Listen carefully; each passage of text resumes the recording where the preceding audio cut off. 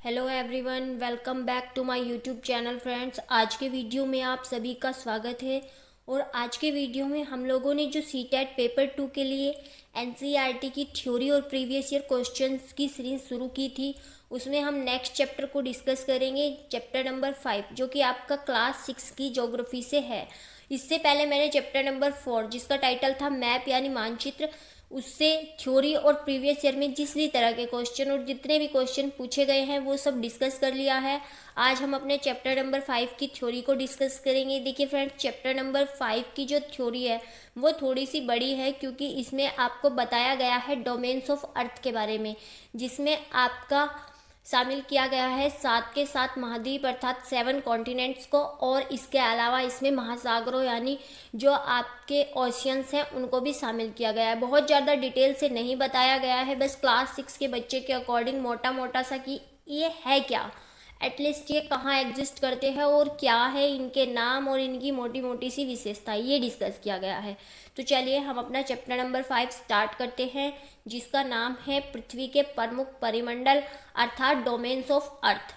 तो क्या है, सबसे पहले बताया गया है कि जो पृथ्वी है यहाँ पे जीवन क्यों संभव है, क्योंकि यहाँ पे जो 3 इम्पोर्टेंट कंपोनेंट है इन्वायरमेंट के वो मिलते हैं और एक दूसरे को इफेक्ट करते हैं। तो इसी कारण से यहाँ पर जीवन संभव हुआ है, क्योंकि और भी हमारे 7 ग्रह हैं लेकिन उन पर जीवन संभव अभी तक हमें पता नहीं चला है कि यहाँ पर जीवन संभव है। हालांकि हो सकता है, पॉसिबिलिटी है, लेकिन फिलहाल पृथ्वी ही एकमात्र ऐसा ग्रह है जो हमारी जानकारी में है जहाँ पर जीवन संभव है। और ऐसा क्यों संभव है, क्योंकि यहाँ पर 3 इम्पोर्टेंट कंपोनेंट जो है वो मिले हैं इन्वायरमेंट के, और ये आपस में मिलते हैं और एक दूसरे को प्रभावित करते हैं। इनमें सबसे पहला कंपोनेंट होता है आपका लिथोस्फीयर या स्थलमंडल अर्थात भूमंडल। इसको हम कहते हैं भूमंडल, और ये पृथ्वी का ठोस भाग है। देखिए फ्रेंड्स, मान लीजिए पृथ्वी इस तरह से, ये गोल है, गोल नहीं बिल्कुल जियोड़ है, और ये है पृथ्वी। तो ये जो ऊपरी भाग होता है ये ऊपरी फुरपट्टी से लेकर लगभग 400 किलोमीटर तक माना जाता है, या फिर कुछ बुक्स में थोड़ा अलग डेटा दिया हुआ है, वो आप इग्नोर कर सकते हैं क्योंकि एनसीईआरटी में डेटा नहीं दिया गया है। तो पृथ्वी का वह ठोस भाग जिस पर हम रहते हैं उसको भूमंडल या स्थलमंडल कहते हैं। सेकंड जो इसका कंपोनेंट है वो है आपका वायुमंडल यानी आपका एटमॉस्फेयर, और यहाँ पर जो पृथ्वी के चारों ओर गैसों की जो परत पाई जाती है और जो पृथ्वी को घेरे हुए है, यही जो है वायुमंडल कहलाता है। और वायुमंडल में भी अलग अलग लेयर्स, अलग अलग चीज़ें हैं, तो ये हम अपकमिंग चैप्टर्स में क्लास 7 की ज्योग्राफी में पढ़ेंगे, क्योंकि वहाँ पे एक एक चैप्टर का नाम ही इनके नाम पर है और डिटेल में दिया गया है। तो यहाँ पे आपको सिर्फ थोड़ा थोड़ा सा इनके बारे में जानना है। अब थर्ड इसमें आता है जलमंडल यानी हाइड्रोस्फीयर।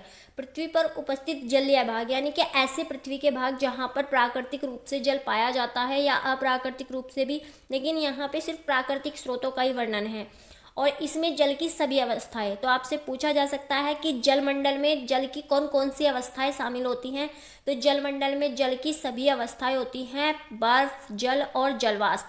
यहाँ पर जलवाष्प पर फोकस कीजिएगा कि जलवाष्प भी इसमें शामिल होता है। जबकि आपसे अगर पूछा जाए कि जो आपके ताल वगैरह हम बनाते हैं, पोखर वगैरह, तो वो शामिल है नहीं, वो हमारे प्राकृतिक जलमंडल में शामिल नहीं है, क्योंकि वो मानव निर्मित हो जाते हैं। और जहाँ पर ये तीनों घटक मिलते हैं, देखिए पहला भूमंडल, वायुमंडल और जलमंडल, यहाँ पर एक पॉसिबिलिटी उत्पन्न होती है, वो एक क्षेत्र बन जाता है जिसको हम कहते हैं जैवमंडल यानी बायोस्फीयर, और यहीं पर जीवन संभव होता है। तो अब हम बायोस्फीयर के बारे में देख लेते हैं। बायोस्फीयर के बारे में इस चैप्टर में नहीं दिया हुआ है, तो पहले हम भूमंडल के बारे में डिटेल से देख लेते हैं। तो भूमंडल क्या है, अभी तक जितना डिस्कस किया उससे आपको पता चला कि भूमंडल पृथ्वी का ठोस भाग है और ये पृथ्वी की ऊपरी सतह होती है। तो यह भूपर्पट्टी की चट्टानों तथा पतली परतों से बना है, और इसमें जीवाश्म पाए जाते हैं, जीवों के पोषक तत्व पाए जाते हैं। मैंने आपको अभी बताया था कि मान लीजिए ये आपकी पृथ्वी का एक टुकड़ा है, तो ये मान लीजिए ये आपका स्थलमंडल है, ऊपरी भाग ये वाला। तो इस ऊपरी भाग पर जो है आपको पृथ्वी की सतह यानी महाद्वीप भी पाए जाते हैं और महासागर भी पाए जाते हैं, और ये जो है एक दूसरे से ऐसे अलग होते हैं क्योंकि ये भाग ऊपरी हो जाता है और ये निचला हो जाता है, और यहाँ पर जल पाया जाता है। तो यहाँ पर जीवाश्म भी पाए जाते हैं, और इसमें जो पृथ्वी की सतह होती है वो 2 मुख्य भागों महाद्वीपों कॉन्टिनेंट्स और महासागरीय बेसिन यानी ओशियंस में बटी रहती है। तो महाद्वीप क्या है? महाद्वीप बड़े स्थलीय भूभाग हैं जहाँ पर हम लोग रहते हैं, और महासागर जो है ये पानी से घिरे हुए हैं, इनमें बहुत मात्रा में पानी है और ये आपस में जुड़े हुए हैं। समुद्री जल का तल सभी जगह समान होता है, इसी समुद्री तल से स्थल की ऊंचाई मापी जाती है। देखिए यहाँ पे, हालांकि समुद्र की गहराई हर जगह पर समान नहीं है, लेकिन समुद्री जल का तल सभी जगह समान होता है, यानी इसको एक जगह से समान माना गया है और इसी से स्थल की ऊंचाई मापी जाती है। कई बार आप पढ़ते हैं कि स्थल से इतनी ऊंचाई पर, स्थल से इतनी ऊंचाई पर, तो ये वही है। समुद्री तल क्या है? समुद्री तल वह शून्य बिंदु है जहाँ से नीचे की ओर समुद्र की गहराई और जहाँ से ऊपर की ओर स्थल की ऊंचाई मापी जाती है। और इसी वजह से हमें विश्व का सबसे ऊंचा शिखर भी पता चलता है, जिसकी ऊंचाई समुद्र तल से 8,848 मीटर है, और इसको आप कहते हैं एवरेस्ट। और ये कहाँ है? ये हिमालय की चोटियों में है। तो यहीं पर दिया हुआ है विश्व का सबसे ऊंचा शिखर माउंट एवरेस्ट, और विश्व का सबसे गहरा भाग यानी गहरी खाई, जिसको आप कहते हैं मैरियाना गर्त या फिर मैरियाना ट्रेंच, और ये पाया जाता है आपका प्रशांत महासागर में। और इसकी जो गहराई है ये समुद्र तल से 11,022 मीटर नीचे है। देखिए फ्रेंड्स, ऐसा है, ये मान लीजिए आपका समुद्र तल है 0 पे, यहाँ पे आपका समुद्र तल माना गया है। तो अगर आप यहाँ से नीचे जाएंगे तो ये समुद्र की गहराई में चलते चले जाएंगे, और यहाँ से ऊपर जाएंगे तो स्थल मंडल की ऊंचाई में, स्थल की ऊंचाई में चले जाएंगे। तो माउंट एवरेस्ट समुद्र तल से 8,848 मीटर ऊंचा है, जो कि विश्व का सबसे ऊंचा पर्वत है और हिमालय की पर्वत श्रेणियों में पाया जाता है। ये वर्तमान में नेपाल में स्थित है। जबकि अगर हम सबसे गहरी ट्रेंच की बात करें, ये है मैरियाना ट्रेंच, और ये प्रशांत महासागर में पाई जाती है। अब हम भूमंडल के दोनों भागों के बारे में अलग अलग देखेंगे, जिनमें से पहला आपका है महासागर और महाद्वीप। तो पहले हम महाद्वीपों के बारे में पढ़ेंगे। हमारी पृथ्वी पर 7 महाद्वीप हैं, और ये महाद्वीपीय बेसिन के कारण एक दूसरे से अलग होते हैं। देखिए, महाद्वीपीय बेसिन में आपके शामिल होते हैं महासागर। देखिए फ्रेंड्स, यहाँ पर आप महासागरीय बेसिन कर लीजिएगा, क्योंकि जो महाद्वीप होते हैं ये महासागरीय बेसिन के कारण एक दूसरे से अलग होते हैं। ये लिखने में मिस्टेक हो गई है। और ये जो है अपने बड़े से छोटे के क्रम में यहाँ पर इनको सजाया गया है। तो सबसे पहला जो और सबसे बड़ा महाद्वीप है वो है हमारा एशिया। इनके बारे में थोड़ा थोड़ा डिटेल्स भी दिया गया है, हम लोग सभी को इसी वीडियो में नहीं पढ़ेंगे, हम इसके 2 पार्ट्स में वीडियो बनाएंगे। तो फर्स्ट पार्ट में हम एशिया और अफ्रीका के बारे में पढ़ लेंगे। पहले हम इनका क्रम जान लेते हैं। तो सबसे बड़ा जो महाद्वीप है वो एशिया है, उससे छोटा अफ्रीका यानी 2nd नंबर पर, 3rd नंबर पर उत्तरी अमेरिका, 4th नंबर पर दक्षिणी अमेरिका, 5 नंबर पर अंटार्कटिका जहाँ पर कोई भी ह्यूमन नहीं रहता है, 6 नंबर पर यूरोप, और 7 नंबर पर सबसे छोटा महाद्वीप आता है आपका ऑस्ट्रेलिया, जो कि पूरी तरह से दक्षिणी गोलार्ध में स्थित है। अब हम सबसे पहले एशिया के बारे में देखते हैं। फ्रेंड्स, एशिया के बारे में बहुत ज़्यादा जो है एनसीईआरटी में नहीं दिया गया है, फिर भी मैं इससे अलग आपको कुछ फैक्ट्स ज़रूर बताऊंगी जो कि आपको याद रखने हैं, क्योंकि कई बार जो है थोड़ा सा क्वेश्चंस को जो है वो डीपली और थोड़ा सा अलग तरीके से पूछा जाने लगा है, तो हम वो भी देख लेते हैं। सबसे पहला आपका कॉन्टिनेंट आता है एशिया। एशिया महाद्वीप विश्व का सबसे बड़ा महाद्वीप है, जो कि पृथ्वी के कुल क्षेत्र का 1/3 भाग घेरे हुए है, और ये 30% एरिया पर स्थित है, जबकि इसमें पाई जाती है विश्व की 60% पॉपुलेशन। यानी यहाँ पर सभी जो धर्म है, विश्व में जितने भी धर्म पाए जाते हैं वो सारे धर्म आपको एशिया में देखने को मिल जाएंगे, और यहाँ पर विश्व की 60% जनसंख्या निवास करती है, और ये पूरी तरह से पूर्वी गोलार्ध में स्थित है, और कर्क रेखा इससे गुजरती है। पश्चिम में इसे यूरोप से यूराल पर्वत अलग करता है। देखिए फ्रेंड्स, अगर आप मैप देखेंगे तो ही आप समझ पाएंगे, तो आप वर्ल्ड मैप जरूर देखें। तो एशिया जो है यहाँ पे यूराल पर्वत है जो इसको यूरोप से अलग करता है। देखिए ये दोनों वैसे जुड़े हुए हैं, अगर हम स्थल प्रारूप की बात करें तो इन दोनों जुड़े हुए हैं, और इनका जो जुड़ा हुआ भाग है उसको यूरेशिया कहा जाता है। आपने सुना होगा कि जो आपका रूस है वो यूरेशिया में स्थित है, क्योंकि रूस का एक भाग एशिया में है और एक यूरोप में है, और जहाँ पर इसका पूरा भाग यूरोप और एशिया में है वहीं पर इसको यूरेशिया कहा जाता है। कुछ और इम्पोर्टेंट फैक्ट जो आपको एशिया से रिलेटेड याद रखने हैं वो याद रखने हैं इसकी चारों तरफ की सीमाओं से।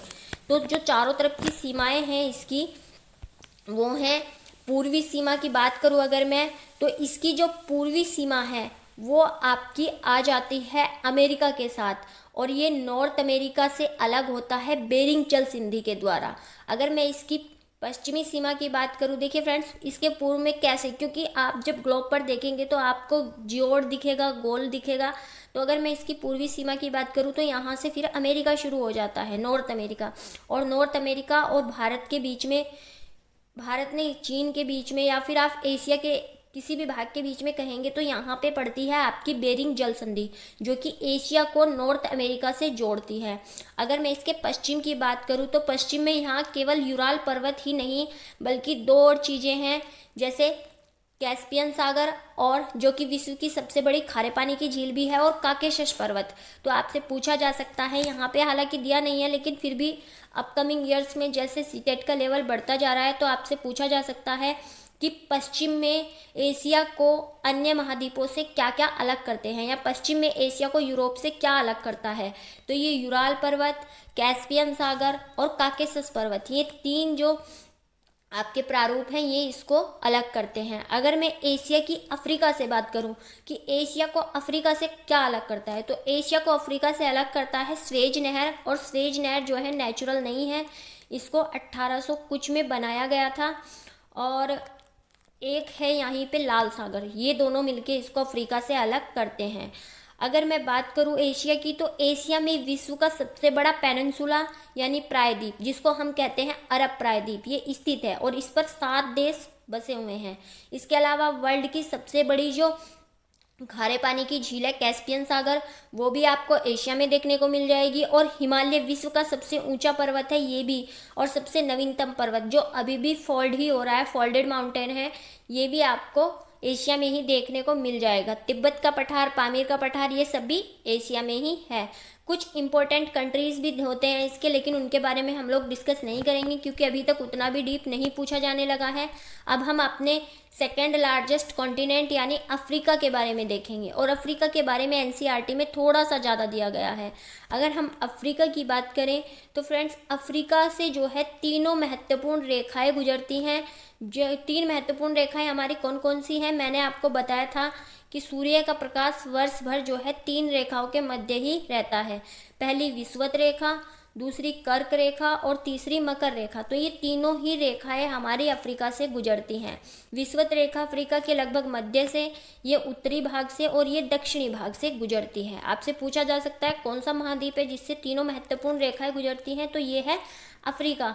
और अफ्रीका की एक महत्वपूर्ण नदी है कांगो नदी, जो विषुवत रेखा को 2 बार काटती है और विश्व की सबसे लंबी। देखिए फ्रेंड्स, एक होता है विश्व की सबसे बड़ी यानी जिसमें सबसे ज़्यादा पानी है, और एक है विश्व की सबसे लंबी जिसकी लंबाई सबसे अधिक है, और ये है नील नदी। ये भी यहीं से बहती है और ये निकलती है आपकी लेक विक्टोरिया से, विक्टोरिया झील से। विश्व का सबसे बड़ा गर्म रेगिस्तान जिसको हम कहते हैं सहारा, ये भी यहीं पर स्थित है, और ये महाद्वीप चारों तरफ से समुद्र से घिरा हुआ है। अगर मैं बात करूं अफ्रीका की, तो अफ्रीका में कुछ इम्पोर्टेंट मरुस्थल भी पाए जाते हैं जैसे कि नामीबा, और यहाँ पर ठंडा मरुस्थल भी पाया जाता है। ये जो नामीबिया है ये ठंडा मरुस्थल है, और यहाँ पे जो नील नदी है इसकी लंबाई है 6690 किलोमीटर। देखिए फ्रेंड्स, ये एनसीईआरटी में नहीं दिया गया है, मैं सिर्फ आपको थोड़ा सा इसके बारे में ज़्यादा बताना चाह रही हूँ इसलिए बता रही हूँ। इसके अलावा यहाँ पर एक पाया जाता है कालाहारी मरुस्थल, और यहाँ पर बुशमैन जनजाति के लिए ये प्रसिद्ध है, क्योंकि ये थोड़ा सा इससे रिलेटेड जो है वो 9th क्लास की एनसीईआरटी में दिया गया है, तो हो सकता है आपसे पूछ लिया जाए। और यहाँ जो दक्षिणी भाग है इसमें पाई जाती है जोहान्सबर्ग सिटी, जहाँ पर अभी आपका एससीओ का सम्मेलन भी हुआ था, मोदी जी गए थे, और इसको कहा जाता है गोल्डन सिटी। और यहाँ पे एक और है सिटी जिसको हम कहते हैं किम्बर्ली, और ये डायमंड सिटी के नाम से फेमस है। इसके अलावा यहाँ पर जो है वो एटलस पर्वत भी पाया जाता है, और यहाँ ही पर जो है लाल सागर और स्वेज नहर इसके पूर्वी भाग में स्थित है, और ये एशिया को अफ्रीका से अलग करते हैं। इसके उत्तरी भाग में आपको मिल जाएगा सहारा मरुस्थल, और ये विश्व का सबसे बड़ा मरुस्थल है, और यहाँ पर विश्व का 21% क्षेत्र जो है वो किसको मिलता है, वो अफ्रीका को मिलता है और विश्व की 17% जनसंख्या यहाँ पर निवास करती है। जबकि आपने एशिया के बारे में देखा कि उसके पास विश्व का 30% एरिया है और जनसंख्या कितनी है, 60%, यानी टोटली डबल। तो आप देख सकते हैं कि एशिया में सबसे अधिक जनसंख्या घनत्व पाया जाता है। तो फ्रेंड्स, आज की वीडियो में हम यही 2 महाद्वीप कर लेते हैं। कल की वीडियो में हम लोग बाकी के बचे हुए अपने चारों महाद्वीप और उनसे रिलेटेड जो एक्स्ट्रा फैक्ट्स है वो डिस्कस कर लेंगे। और फिर हम बात कर लेंगे अपने महासागरों के बारे में। भले ही हमको इसको 3 पार्ट में पढ़ना पड़े, लेकिन हम लोग थोड़ा थोड़ा सा करके इस चैप्टर को कंप्लीट करेंगे, क्योंकि इससे बहुत ज़्यादा क्वेश्चंस आपके प्रीवियस ईयर में पूछे गए हैं। इस तरह से हम लोग धीरे धीरे अपनी 6th क्लास की एनसीईआरटी को कंप्लीट करते हुए 7th क्लास की एनसीईआरटी को कंप्लीट करेंगे। फिर 8th क्लास की और आपकी एनसीईआरटी की ज्योग्राफी कंप्लीट होते ही हम स्टार्ट कर देंगे पॉलिटी और हिस्ट्री को। पॉलिटी और हिस्ट्री को हम एक साथ करेंगे, एक दिन में 2-2 क्लासेस। तो अगर आपको मेरा ये इनिशिएटिव पसंद आया है तो वीडियो को लाइक, शेयर और सब्सक्राइब जरूर कीजिए। और इसका पीडीएफ आपको क्लास 6 की ज्योग्राफी कंप्लीट होते ही मेरे ऑफिशियल टेलीग्राम चैनल वानी कॉन्सेप्ट क्लासेस पे देखने को मिल जाएगा। Thanks for watching the video and thanks for the support guys.